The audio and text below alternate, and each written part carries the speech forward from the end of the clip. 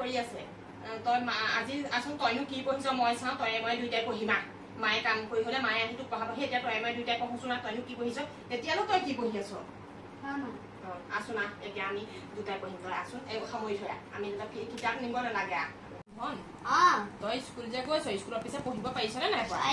তই অ আ ক খ লিখিব গাব জান নাই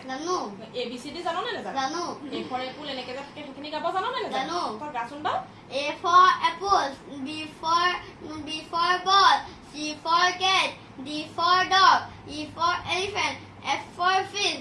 X for X-ray, Y for yak, Z for Zubin Garg. Oh, এটা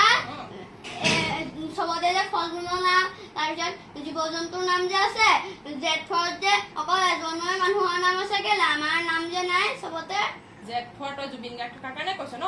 জুবিন গাৰ্গ কোন গম পোৱা নাই জুবিন গাৰ্গ হয় অসমৰ ৰজা আছিলে অসমৰ ভগৱান অসমীয়াৰ আবেগ আছিলে জুবিন গাৰ্গে অসমীয়াক বহুত ডাঙৰ ডাঙৰ উপহাৰ দি থৈ গৈছে তেওঁ 40টা ভাষাত 38,000 গীত দি থৈ গৈছে তাৰ পাছত তেখেতে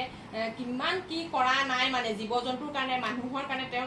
বহুতখিনি কৰি থৈ গৈছে সেইকাৰণে তেখেতে আনহে নালাগে মৃত্যুৰ পিছতো বিশ্বৰ আগত অসমখনক চিনাকি কৰাই থৈ গৈছে সেইকাৰণে তেখেতৰ নামৰ লগত তেখেতক সন্মান জনাই আমি Z for জুবিন গাৰ্গ মানে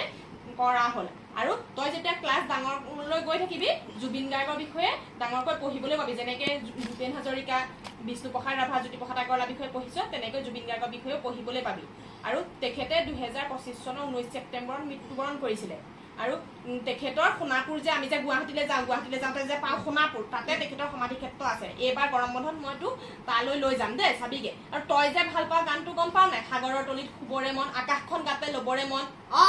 মই বহুত ভাল পাওঁ আৰু সেই গানটো কোনে লিখিছে গম পা নাই সেই গানটো জুবিন গাৰ্গে কৰি থৈ যা মায়াবিনী ৰাতিৰ বুকুত তোৰ ভাল ভাল গানকেইটা সেইখিনি চব জুবিন গাৰ্গৰে অৱদান আৰু তেখেত মানে তেখেতক আমি এতিয়া নহয় অতীজৰ পৰা